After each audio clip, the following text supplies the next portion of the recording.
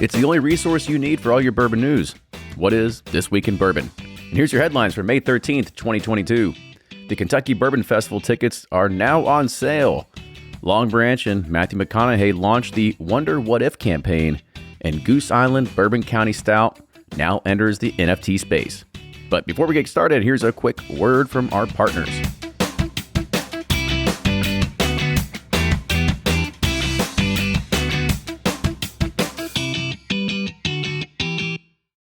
Play Whiskey Wednesday, Round 11, the memory game. Until June 26, each week you can win one of our 12 incredible grand prizes. Select $2 at checkout. And if they match on drawing night, you'll win that bottle. Not a match? No worries. You still score a Weller 12-year. Every $5 ticket gives you 5 chances to win, including 4 weekly bonus prizes. Get your tickets now at give270.org. Charitable Gaming License ORG 0002703.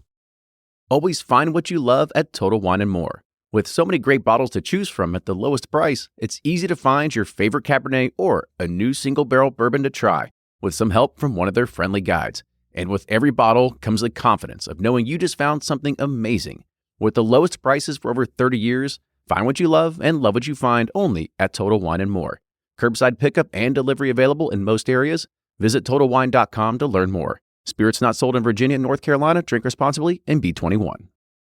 Ed Bly and Rising Tide Spirits are back again with a new release of Old Stubborn Bourbon. And this release of Old Stubborn is a premium hand marriage of 10, 11, and 12-year cask strength, barely filtered pot still bourbon. It comes in at a staggering 123.8 proof. And the flavoring grain for this one, which the last one was wheated, but this time it's now rye. Rich, sweet, and bold with a long finish that's sure to be another eye-opener. You can order online at Sealbox or thebourbonconcierge.com, and you can even purchase in person at Revival Vintage Spirits, and even now with very few select stores in Kentucky. You can get it now while you can, but be sure to do it because it's not going to last long. Do you ever pour yourself a bourbon, swirl it around, and then start struggling to come up with tasting notes? And perhaps you're also looking for a good Father's Day gift idea. Well, you can now solve both with a kit from Knows Your Bourbon. And unlike other nosing kits on the market, Knows Your Bourbon kits feature real ingredients for the most authentic aromas. You can smell real Tahitian vanilla bean instead of some synthetic aroma that's just made from chemicals. So head on over to knowsyourbourbon.com and enter code BP10 for 10% off your order.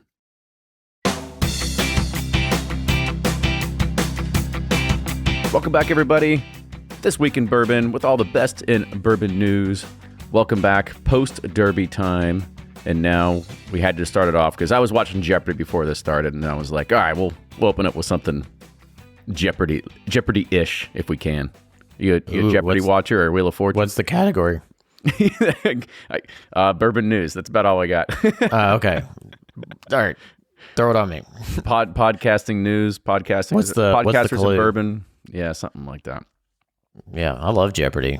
Even though I feel like I'm smart because I can get like 5 out of the 200 questions right, you know. But they're all the $200 level. Oh yeah, there are some times like you'll get one category, you're like, all right, I know a lot in this one. I feel so, and then like everything else, you're like, if there's any like literature stuff, no chance. Oh, like, anything with poems or art history, humanities. I'm just like, no, I don't stand a chance. Nope, too pragmatic. I'm terrible at those ones as well. I can do well, of course, in the technology ones every once in a while. They'll throw like an Apple category or something like that. What was it? I think it was even last week they had one about, it was all alcohol and there was different kinds of drinks and stuff like that. And we got the same girls on there. Same girl's been winning for like oh, Matea? Yeah, she was, but she just lost a few days ago. And so now gotcha. Now they're doing now they're back to the churn of 1 to 2 day champions. But yeah, she was on for quite some time. I think it's been a record this year where they've had, I think like 4 Jeopardy champions in probably the past few months have been, I think, in the top like 8 grossing or in the top 8 leaders of all time of Jeopardy. So it's been a anomaly of Jeopardy. There's like juicing going on in Jeopardy or something. Have to monitor their Adderall level or something. They really started stacking people. I don't know what it was, but yeah, it's been wild. I liked her. She was kind of funny. She was witty. She was a character But I think any Jeopardy champion, they're always characters. It's not like a regular Joe you meet on the street. It's somebody that all the losers hated her too. They were like, "Ugh." You can just tell they're like, I'm not shaking your hand. Well, plus I think she was only 24, 27? Yeah, she was young. Yeah. I mean, that's impressive. She'll be back determined as a champion. I'm sure everybody's pumped about Jeopardy talk. I know. Well, you want to start talking about Wheel of Fortune? Yeah, me and my wife Tiffany looked this up the other night. Like, we're just like, what does Vanna White make to turn numbers? And it's $10 million a year. You're shitting me. No way. No. Yeah. Isn't that insane? Well, here's the thing is that, yes, you roll back the hands of time 20 years ago, she actually had to turn the numbers. It's all computer generated now. She didn't even have to touch those I still think screens. she does. I think she taps them. Well, yeah, she does. But they don't need to do that. Well, even before, it's not like they were 50-pound letters you got to like roll over. Up the hill. Yeah, be like, we need seats. Yeah, that's what on the job description. Be like, you have to be able to carry at least 50 pounds to be a Vanna White kind of person. Got to reach 8-foot tall letters and turn them. Yeah, gosh, talk about a job of a lifetime. Get to travel the world, touch some letters, and then laugh, smile, and go, "Hey, Pat. Goodbye, folks." That's about it. Pat. Mm-hmm. Man. All right. Well, maybe one day we'll be reincarnated as Vanna White. Can't wait. All right. Let's get to the bourbon news. So the Kentucky Bourbon Festival, it will return to the bourbon capital of the world in September to honor the legacy and artistry of the Commonwealth's finest spirit. So the 31st annual Kentucky Bourbon Festival will be held September 16th through the 18th in Bardstown. And this year's festival will offer more possibilities to meet with experts from world-renowned bourbon brands. And for the first time ever, festival tickets will include bourbon tastings as well. You don't have to buy anything extra. It's all included. And also addition this year is that guests may purchase bottles directly from the distilleries. So the Kentucky Bourbon Festival's Distillers Row Series will include 20 separate single barrel options, which more than quadruples the number available last year. And ticket holders will also have access to over 30 unique bourbon-themed vendors, food trucks, and the annual Master Distillers Bottle Auction. So we were, at least I went last year. You didn't go last year, did you? I did not. No, I need to go back. I've retired from bourbon festivals when I did a lot, and when I was younger and you would get your college cakes there. Yeah, did the Kentucky Headhunter thing, and do the Bourbon Garden, I guess it was called at the time. But I need to go back. I heard last year was great because it's a different, more serious focused. I know a lot of locals didn't like it because it was a ticketed event, whereas before it was kind of like a carnival and fair where everybody could show up, and it wasn't really, there was bourbon brands there obviously in the normal events, but it wasn't like as intuitive as experience for visitors. So yeah, and I like this thing that people are moving like towards all inclusive experiences. I'm willing to pay a little more just so I don't have to worry about it when I go. I think that's a good idea. Yeah, well, I'll dive into that in a second. There's actually half the tickets already sold out. So some of like the VIP tastings, they're already done. So oh wow, yeah. So if you want to get even GA access, you better go buy your tickets quick because last year it sold out. And it's cool they'll have bottles there that you can only get there for the festivals. So I like that idea as well. Yeah, I was there last year. I was able to be on a panel with a few different folks. And it was a really cool experience. And I'm not going to name names to throw anybody else underneath the bus, but as you were saying, how this festival was once held, local residents were not happy with it because the way that it used to be is that it would just be a place with funnel cakes and a bouncy house. And now when they started talking about it being a ticketed only event, local residents were like, well, what about the kids? What do we do for the kids? And like my response was, for a bourbon festival? So yeah, it's like, screw the kids. Like, this isn't supposed to be a kids family friendly kind of thing. Like, this is going to be for a destination that people are now going to travel from out of the country, or not out of the country, well, maybe out of the country, but from different states to come and visit and kind of figure out new things. But I do love the new thing this year about being able to buy bottles directly from the distilleries in the tent. So you can go shopping as you're sitting there. So I don't know. We'll see. I've talked to Randy, who's the head of this now, and I kind of said, hey, I think Bourbon Pursuit and maybe in Pursuit Spirits, we want to have a bigger presence this year. And it's going to be different because it only lasts from 12 to 6. So it doesn't That's nice. it doesn't go into the nighttime. They're not worrying about booking bands or anything like that this year. So instead, they're going to have it from 12 to 6, and then distilleries in the area can host their own sort of parties or get-togethers or whatever that night, or it can be yet another kind of ticketed event that you can have people come to and stuff like that. So there's a lot of cool things that are in the works right there. Yeah, we can. Well, I think the barrel folks have already like taken the house I would want us to be at, but they yeah, it'd be cool if they set up those slushy machines again. I didn't get to try on those. The seagrass Seagrass on fire slushies. with seagrass slushies. Mm-hmm. Well, we just got to make our own United slush, and then people start running our way. I need to find a recipe. Maybe Nick will give us one. All right. Well, it's called is R&D. We'll figure it out. You know, we always have before, but we've got a few months to get on it. So I think that'll be the next thing after Pursuit Palooza. That's what we'll worry about. Now, We can justify buying one of those nice slushy machines finally to keep at our house. I've always said that's one of, when you get older and you're like, now that I've got old people money or, grown up money, I can buy whatever I want. Like, that's what I want. I want like a $2,000 slushy machine because I was a slushaholic for a long time as a kid growing up, man. I love my slushies, whether they're from, Speedway or whether they're from Target, Sonic. I mean, you name it. I love my slushes. I'm a fan too. Yeah. So Southern Glazer's Wine and Spirits, they have announced that they have now signed a 4-year distribution agreement with Beam Suntory, and this will cover all U.S. control states. So this represents Southern Glazer's and Beam Suntory's first multi-year agreement across all control states.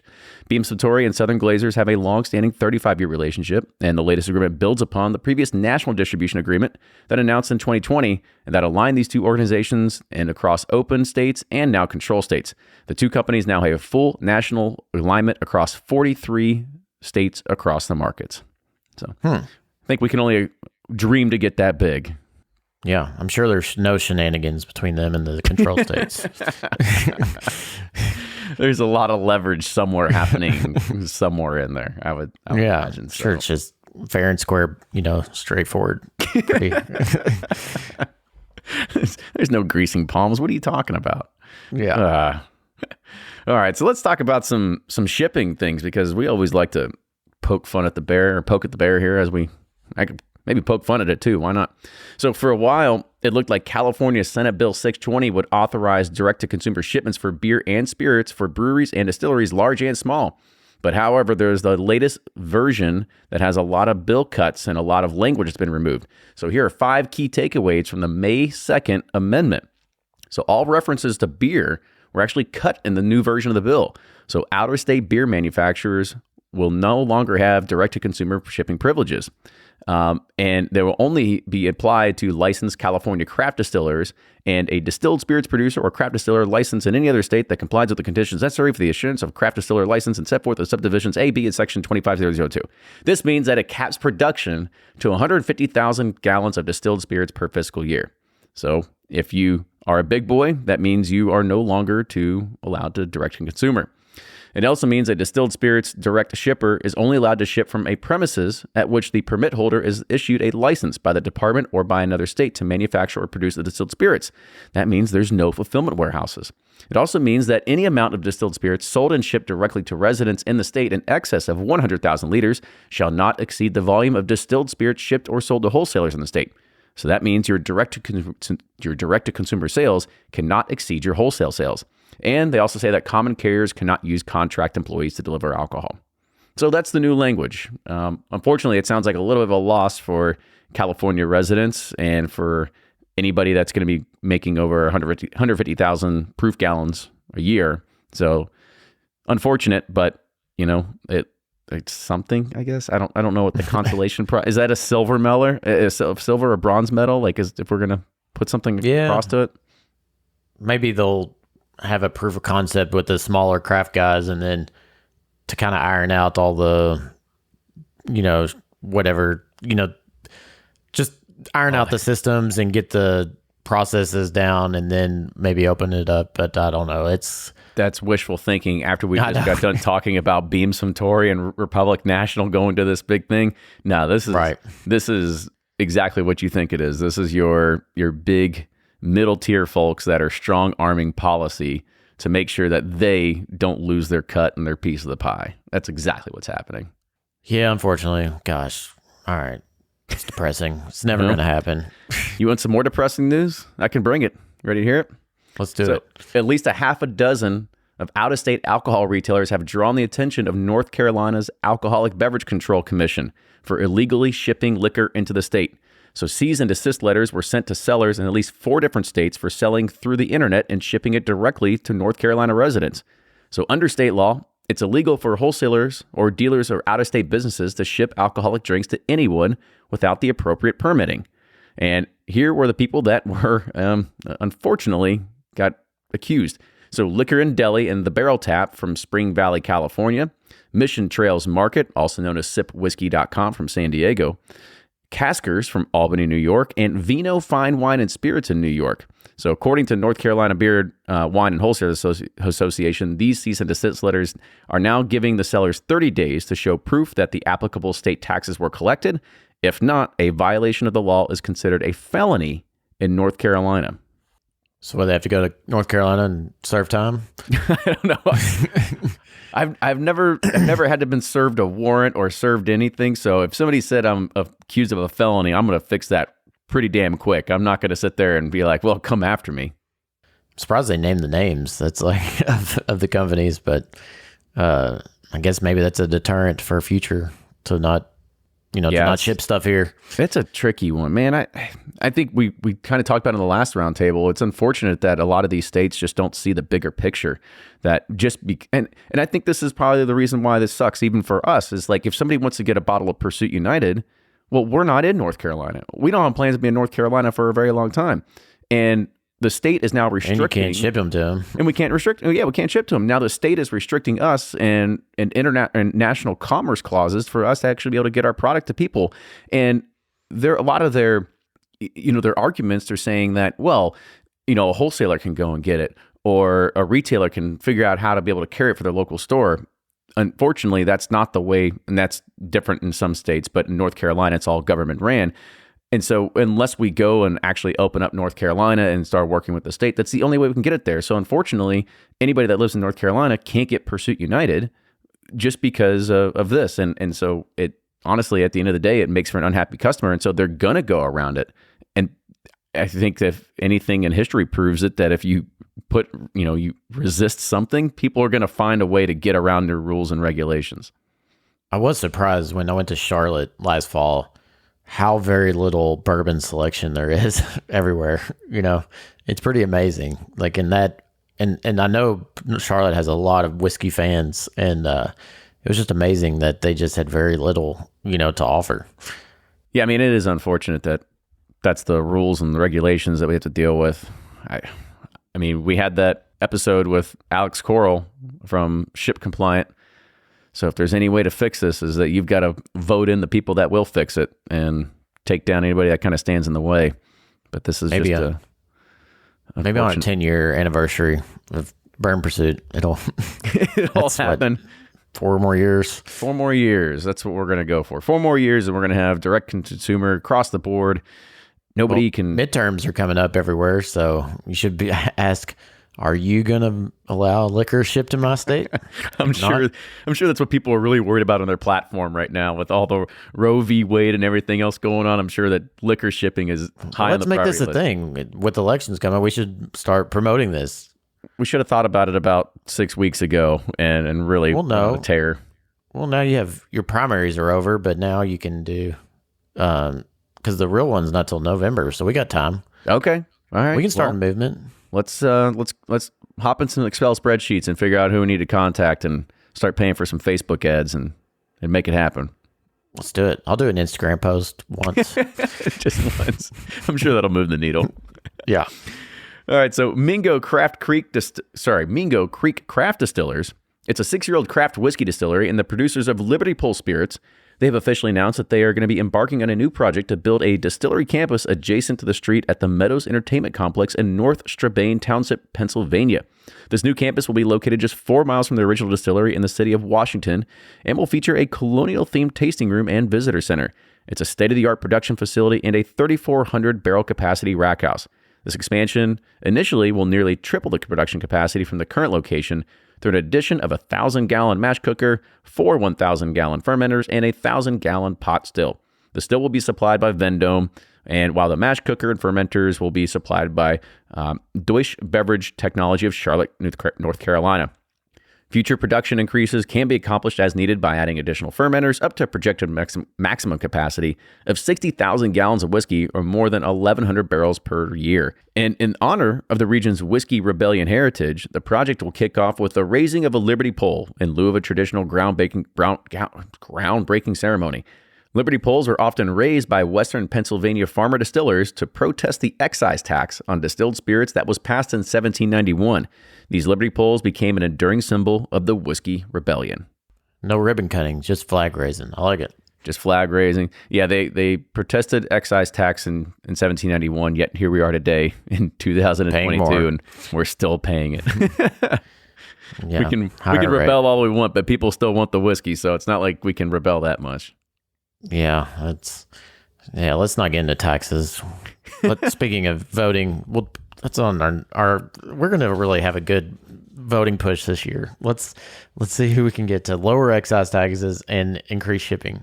Do you think There's probably zero candidates, but I was about to say, when they are looking for people to be on a panel to ask questions, maybe you should be the one that is like, okay. The town hall meeting. Yeah. Person A over here, what's your stance on this? They'll have serious topics like, how are you going to get the economy? How are you going to tackle inflation? How will you get gas prices down? And I'll be like, so how are you going to get excise taxes and shipping of it? Like, what? Yeah, it's okay. It's like we're the coal miners that everybody else was kind of running against and run for it. So now we have to act like people are like, hey, we're the backbone of America. It's whiskey. You need to be able to pay attention to us now. That's right.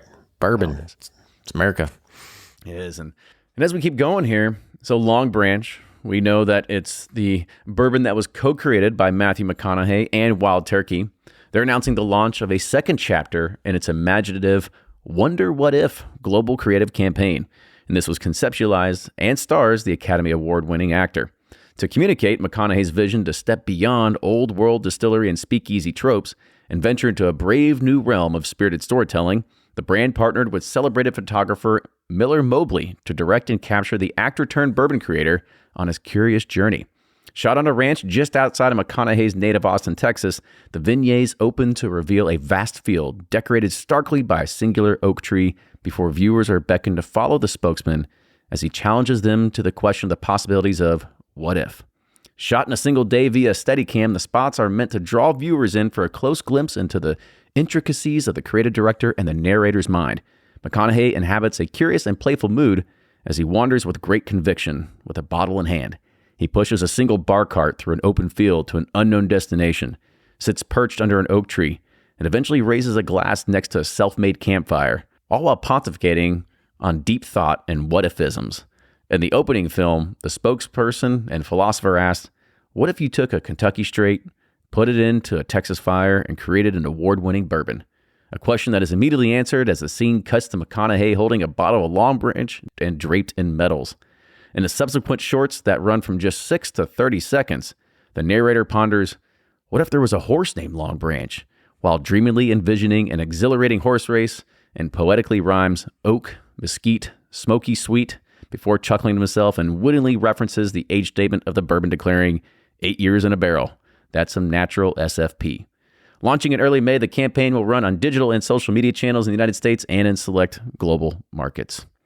Well, dang, I want the gummies they took while creating this story. I mean, come on now. This was sitting around a campfire like high one night, and like this is. I mean, it really breaks beyond the thought process of probably what most brands think about. I loved Green Lights, by the way. You're the one who turned me on to it. Oh yeah, that's a great book. I love McConaughey, and I think he wrote that, but I think he had some help too they all have Ryan Holiday and yeah. I mean, you turn me on to it, and it really kind of gives you a mind or a kind of an entrance into his mind and the way he thinks and stuff like that. But you've got to know that there's no other whiskey brand that's out there that thinks in this sort of capacity. So they're definitely trying to go for a What if? I don't know, an obtuse angle on how this is going to try to bring in new people to try the whiskey, because that's not the way that most whiskey consumers go and figure out what they want to purchase. They want to figure out exactly what metals are on the cardboard piece of paper that are right there, and which ones maybe have a yellow sticker that says, it's $3 off today or something like that. It's got a pony on it? Yeah, does it have a horse topper? That's all that really matters. Yeah. No, I love McConaughey, and as long as it brings, more people, more attention to the category, I'm all for it. But I thought it was a funny story as you were reading it. I was like, what is going on here? I tried to go slow and really get into It's like a Judy Blume novel or something. I don't know.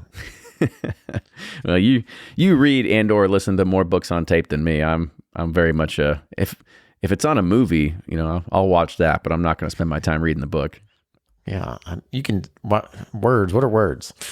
I spend my time too much reading bourbon news to be able to put all that together. So I'm here for you all. That's what it comes down to. We can tell you don't read with all the, the all the tough mess words ups on the. Yeah, I'm kidding. So Maria Pearman, she's a CPA, and she's written a new book for White Mule Press. It's called Distillery Finance, and it's an overview of the fundamentals of accounting and finance through a specific lens of distilleries. Having worked with distilleries as a CPA and having written the book Brewery Financing, it gives Pearman the perfect background to write the first book of its kind for the distilling industry. The book will be available for purchase on today, Friday, May 13th. The link to purchase the book will be available on the White Mule Press page, and it also will be added to Amazon next week. Oh, dang. I'm getting one right now. Yeah. I was like, there's a lot of things we could learn in there, but honestly, we need a CPA who is like Maria that can just kind of take some of the stuff over for us. I don't want to learn how to do it. I just need to outsource for this sort of thing. Yeah, but then you got to know what. Yeah, we're gonna learn, Kenny. Well, I'll teach you.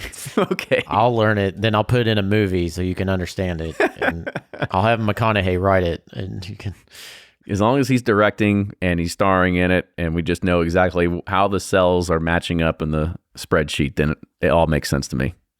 Yeah, well, romance, like cell CB to D4, and how they marriage together. Yeah. Just whisper V lookups in my ear and it'll make me feel happy. Semicolon. All right, so that's going to do it for this first half of the episode for Bourbon News, but stick around. We'll be back with some Bourbon Release News. If you're anything like me, then you can't get enough about bourbon. And that's why I'm a subscriber to Bourbon Plus magazine. Bourbon Plus is a quarterly publication that tells the stories from the heart of bourbon. The farmers who grow the grain, the distillers who labor over the process, and the people like you and me who raise their glasses to celebrate it all. Subscribe to Bourbon Plus magazine today at bourbonplus.com, that's PLUS.com, and use code PURSUIT at checkout for $5 off your subscription. Shopify's already taken the cash register online, helping millions sell billions around the world. But did you know that Shopify can do the same thing at your retail store? Give your point-of-sale system a serious upgrade with Shopify. Shopify's point of sale is your command center for your retail store. From accepting payments to managing inventory, Shopify has everything you need to sell in person. And with Shopify, you get a powerhouse selling partner that effortlessly unites your in-person and online sales into one source of truth. Track every sale across your business in one place and know exactly what's in stock. Connect with customers in-line and online. Shopify helps you drive store traffic with plug-and-play tools built for marketing campaigns, from TikTok to Instagram and beyond. And get hardware that fits your business. Take payments by smartphone. Transform your tablet into a point-of-sale system or use Shopify's point-of-sale Go mobile device for a battle-tested solution. Plus, Shopify's award-winning 24/7 help is there to support your success every step of the way. Do retail right with Shopify. Sign up for a $1 per month trial period at shopify.com/bourbon, all lowercase, and go to shopify.com/bourbon to take your retail business to the next level today. Shopify.com/bourbon. It's Bourbon Release News time. There's a few things that we have sort of kicking off the end of the year, second half of the year, into the first half of the year. I'm trying to figure out where we are. It's getting to be May, and I feel like my calendar's already booked out to August, so my mind's already going crazy. Oh, I'm up through 23 now already. Well, You are definitely one of the only people that I know that has your whole year booked out in advance. I don't. Your wife is a saint for how that happens, and she's able to figure. She can really work a calendar. I can tell you that. Oh, it's magical. I don't know. It's crazy. I mean, you already know what you're going to eat next Wednesday. She can squeeze dates out of a month. Like I've never. It's wild. All right, so let's kick it off here. Chicken Cock. They're kicking off the Summer of the Rooster with a bold new limit. Yeah, caw. Wait, not caw. I mean, that's not what a rooster says. Cock-a-doodle-doo. Like caw. That was way off there. All right, so they're kicking off Summer of the Rooster with a bold new limited edition of the Island Rooster Rum Barrel Rye. So Island Rooster, it was inspired by a trip to the Caribbean where roosters announced the coming of the day. And the new expression starts with Chicken Cock's Kentucky Straight Rye Whiskey and is finished in Caribbean rum casks for at least 6 months. Island Rooster is a 95.5 rye, which is bottled at 95 proof in an apothecary-style embossed bottle featuring a premium metal cup cap, perfect for pouring while outside the summer. Production was limited to only 25 barrels, and Island Rooster is available for a suggested retail price of $200 per bottle, and it's available online at Chicken Cock's website and states where it will be distributed. No age statement? Or age statement? No age statement. No age statement on that. I'm assuming it's BBC rye, right? I would think so. But BBC, I mean, 95.5. Which is fantastic. Yeah, it's either BBC or it's going to be MGP. Nobody really knows. It doesn't really. Oh, no, wait. It is BBC because it says Chicken Cock's Kentucky Straight Rye Whiskey. So, yeah, it's got to be Bardstown's. But, $200. It's a price tag on it. Yeah, it's high dollar. I guess those rum barrels must have been expensive to finish in. Taking a play out of the Basil Hayden's. They're the ones that did the Caribbean rum and Angel's Envy, I guess. Everybody's got some sort of Caribbean rum cask finish now. It's what it seems like, but I don't know. They're okay. I'm not at Key West, where all the roosters are everywhere. They're everywhere. It's the most annoying place to go when it's 6 a.m. because you're trying to sleep in. Oh yeah, I mean, and that's what they can't get rid of them because there's too many of them, and they just run wild around there. It is wild when you go there, but yeah. So you're not a fan of Caribbean rum cask ryes? For the most part, ryes or bourbons. I'm just not a big fan of a lot of the rum finished ones. I think the only one that I did like was and I mean, of course, like I'm going to say this because we picked it. It was that barrel, but it was an 18-year-old Kentucky whiskey finished in a rum cask. And it doesn't have and that's when like the rum can kind of take over a little bit. Like when you have a rye, like that spice shows through, but you have this like weird sweetness on it. And I don't know, it's one of those things that it's just not my cup of tea, not my cup of rye flavored rum, if you will. But that also goes to even like Angel's Envy rum. That was actually probably one of the first ones that I had was their rye finished in Caribbean rum cask. And every single time I tasted it, I was like, this just tastes like rum. I'm not getting like a big rye flavor in here. Yeah. I can say that I love it or dislike it. I don't know. In Seagrass, though, Seagrass is a little bit of everything. Yeah, I guess that's multiple aging barrels. So, yeah. I don't know. The ones from Jefferson are pretty good. Those. That's true. That was a decent one. Yeah, but I like those. That's Pritchard's, right? No, that was literally their rye finished in a rum cask is what it was. Or is that right? Okay. Yeah. Or no. Wait, was that a rum or cognac cask? Or no, they had a bourbon and a rum, right? Now people are going to send us hate mail. Be like, you guys don't know what you're talking about. All these whiskeys blend together, but they sure do. They sure do. Yeah. Who cares about Jefferson? They have a bourbon in the old rum cask. Yeah. That's what it is. I think we selected one. Did we select exactly? One? Yes. Oh, never mind. I love that one too. We love everything we pick. Are we narcissists or what? Yeah. Don't believe me. Just believe what I pick. That's right. My words carry no weight. My word is not my bond here. So Traverse City Whiskey Company, they're excited to announce the launch of its new limited edition American Lakeside Peach Whiskey. So Michigan peaches are a delicate and sweet, surprisingly resistant to the harsh northern winters, and they're grown off the shores of Lake Michigan, producing some of the world's tastiest fruit. Crafted in the essence of the company's award-winning American Cherry and Michigan Apple whiskeys, Lakeside Peach infuses the best flavors of Michigan has to offer. American Lakeside Peach is currently available in Georgia, Illinois, Indiana, Michigan, Ohio, Tennessee, and Wisconsin, and has an SRP for $30, and it's 70 proof. Nice. Something for So be a good cocktail. I love peach though. Peach is a good. I like peach high noons are my like jam. I love those. What was the song in the 90s? Peaches and cream. No, that's 112, right? That's Millions of peaches. American presidents. Peaches. Yeah, that's what it is. That's what I was thinking of. Even though Peaches and Cream's a solid R&B classic is there too. That's Blake Reber style. I'm just glad that's the first one that you said. I don't know where your head's at. That's all right. 112. Well, as we keep talking about music, Balcones and Rock and Roll Hall of Fame famers ZZ Top, they've announced the return of their iconic collaborative whiskey called Tres Hombres. The one-of-a-kind expression was originally released in November of last year, which I remember covering on here, and with a pre-sale sold out within 10 minutes. Or sorry, just says within minutes.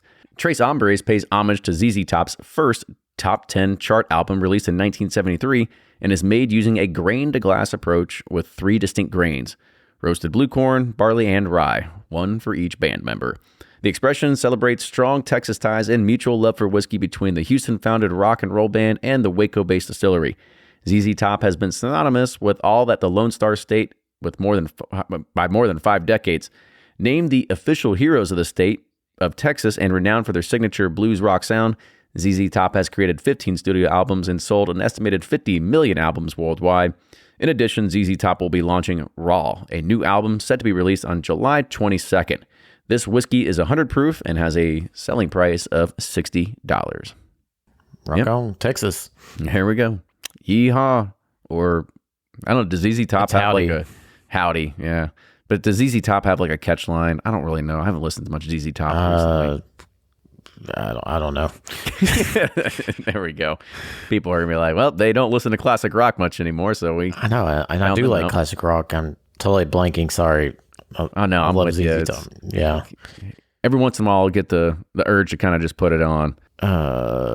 Give me all your lovin'. Yeah, ZZ Top. Give me all your lovin', all your hugging, and then Sharp Dressed Man. Duh. Oh, Sharp Dressed Man. How do we forget about Sharp Dressed Man? Gosh, we're idiots. Oh, why are we on microphones? That should be our theme song, to be honest with you. Yeah. Well, T-shirts everywhere we go. It's true. T-shirts and tennis shoes. That's right.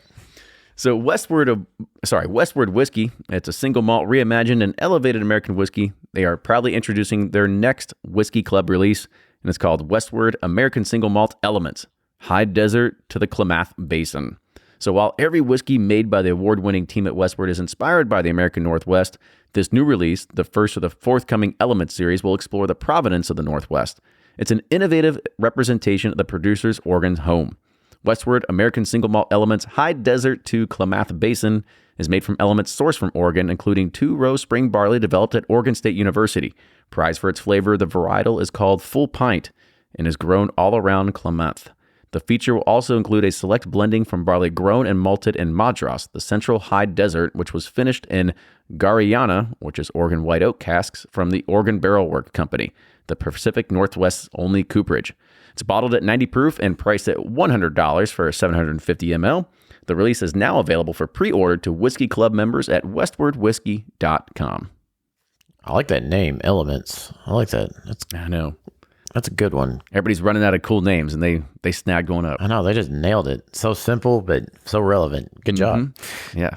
Way to go. Yeah, they send us a lot of their stuff too, and we don't really review it because we have so much bourbon stuff to review. I think we've reviewed it once, and it's pretty good. I mean, if you're into the single malt category, and it's just one of those things that we got to stick on bourbon. But hey, we still love them, and thank you so much for keeping us in the loop of everything going on for that particular club, because they are really moving forward and the pioneers of the single malt space. Should I say American single malt space? So that's right. Congratulations to them. So back to more music. I should have done this one after ZZ Top. So we had him on the podcast. You know him, Brad Paisley. He's about to make it a double this spring with the launch of American Highway Reserve Route 2. This is the second release from his premium bourbon that tells the story of America's open roads through artfully blended whiskey sourced from locations throughout the U.S. Each route is a new journey across the landscapes of America. And American Highway Reserve Route 2 is made up of 3 mash bills, including a 12 and 4-year-old Kentucky Straight Bourbon, complemented by an 8-year-old bourbon sourced from Georgia, blended to create a distinct flavor that allows the final aging aboard the rolling rickhouse. And Route 2 toured the country along with Brad Paisley during the summer of 2021. For Paisley, it's more than just putting his name on something. He wanted to find a partner with which he could shape the whiskey every step of the way. So in partnership with our friends over at Bardstown Bourbon Company, he touches every aspect of the product from the selection of barrels, the aging, and ultimately the final blend, working closely with the VP of New Product Development, Mr. Dan Calloway. American Highway Route 2 is presented at 98 proof and has an SRP of $100. Roughly 10,000 cases will be available in 20 markets across the U.S. and online through sealbox.com. Nice. Congratulations, Brad. I'm trying to think of the driver's name that we talked about on the podcast that we're like, are you going to hire him again? Skeeter. Gosh. Is that Skeeter? That's right. Skeeter Juice. Yeah. Because that's the cocktail name is going to be Skeeter Juice, but I think we landed on like mud on the tires or something. It's going to be like the first Kahlua bourbon cocktail. Well, here, you want the breakdown of the mash bills? Yeah, that's interesting. Let's see it. Okay, or hear it. Not see it, hear it. So the least amount was 7% of that 12-year-old Kentucky bourbon, and that's a 78-10-12. There was 27% of a 4-year-old Kentucky bourbon, which is 70-21-9. And the 66% was the 8-year-old Georgia bourbon, 80% corn, 10% rye, 5% wheat, and 5% malted barley. Georgia bourbon. I know. I'm kind of curious too. I wonder if it's that one from Savannah. Ghost kind of like Ghost, yeah. And we like that Ghost, but it's probably not. It's probably there's probably a bigger distillery in Georgia, but maybe not. I don't know. There's probably like 30 distilleries in Georgia now, so. Yeah, who knows? But you say it's an 8-year Georgia distillate, huh? 8-year Georgia, and it comprises 66%. So I'll be interested to see what this tastes like. Yeah, we'll be in Bardstown next week. I might ask him for a sample. Yeah, like crack one of those open. We'll see Give if it's us one of worthy those to Georgia get barrels. Yeah, let's see what this tastes like. It tastes like peach. Peaches and cream. Or millions of peaches. Millions of peaches. What was the other songs? Lump they sang.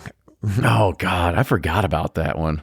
That's like people why are do people like turning songs? this off and going back to Spotify and listening to Lump now. Oh man, those are such good but such bad songs. It's the 90s. Isn't that what it was? So some hits right there. All right. Yep. So our last news article of the trip, of your hike, of whatever you're on right now. So credited as the first beer aged in bourbon barrels, Goose Island's Bourbon County Stout line has attracted many passionate fans who formed long lines of liquor stores to snap up the full line of new flavors before they sell out. And often they butter up store clerks beforehand to suss out when the latest shipment will arrive. And afterward, they flaunt their purchases on social media. So some have even thrown fits online and when snafus inevitably occur. However, the brand will celebrate on Friday the venture into a new and more exclusive territory and hop on a growing trend in hospitality when it puts more than 2,000 Barrel House Collection NFTs on sale at $500 each plus tax. So the company values the NFTs at more than $1 million, according to a representative. And the move is designed to mark the 30th anniversary of Bourbon County Stout. So there will be 1,992 Barrel House Collection NFTs that represent 8 different chapters, such as history, bourbon, oak, aging, and variants, and there's a few more in there. And there's 249 of those each. And if you collect all 8 of them, then you get the 9th chapter, and it's called Rare, which everybody kind of knows they have what's called the Rare release every few years. And that gets you access, or should I say, any one of those NFTs gets you access to just merch, such as a throwback tap handle, a barrel stave, and a snifter only for NFT holders. Now, there are also 29 reserve NFTs that get you the ability to bypass the line on release day and a digital display for your NFT and a custom barrel head, plus a VIP experience of tasting rare vintage years from the vault. And there is only one 24-karat gold edition that gets you a barrel display shelf and a private tasting with a Goose Island brewer. Dang. 24 karat magic. Mm-hmm. Isn't that a Bruno Mars song or something? I'm out on. You gonna Bruno. do it? You're a big Stout fan. I love Bourbon County Stout. I mean, I I think I've said it here before. We even had a brewer from Bourbon County Stout on, I think 2 years ago. And yes, I do love my stouts. I think I still have some back from 2014. Like I get a few every single year. And I usually try to go and find a variant or two, but it's gotten a little crazy and hard to find. And I know that even the regular ones tend to kind of sit on the shelves now because they kind of like went overboard with it. However, this is interesting, but I don't like this NFT route, and I'll tell you why. First is that each NFT costs $500 each. That's a ton. So if I have to collect all 8, that's a couple $1,000s I have to spend just so I can get what's called a rare edition, and that gets me a throwback tap handle and a snifter. Like, that seems ridiculous.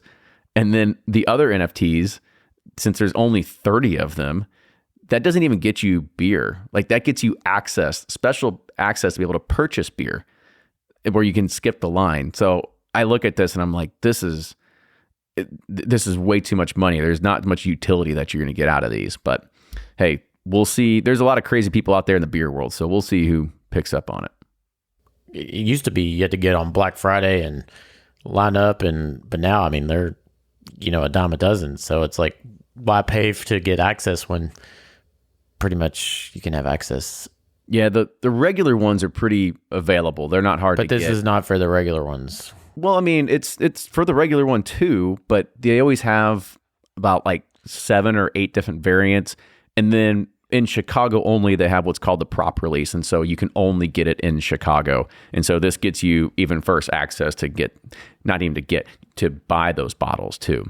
But I've been in Chicago before, and prop is still sitting around in some liquor stores. So I don't know. You have people that go and chase them, but with as much as that they're coming out, I don't really know if it's necessary to go through this much effort, just because it's not as rare as it used to be. But hey, that's just me. Well, I still love the beer. So I'm not trying to take anything away. I love the beer. It's some of the best barrel aged. When we do beer collaborations, I always say this is the gold standard. If you can meet this, or you can meet Prairie Artisan Ales, like that's what I'm looking for, because it's like soy sauce and motor oil mixed together, and that's what I love. Soy sauce and motor oil, match made in heaven. Mm-hmm. Yeah, I don't know. Maybe they're just, thinking the NFT will help bring in new consumers or something. I don't know. There's got to be, this whole NFT space is so new, and it's, maybe they're just trying it out to get some new people. I don't know. Yeah. I think they're going to be hard pressed to sell 2,000 of them, but I might be wrong.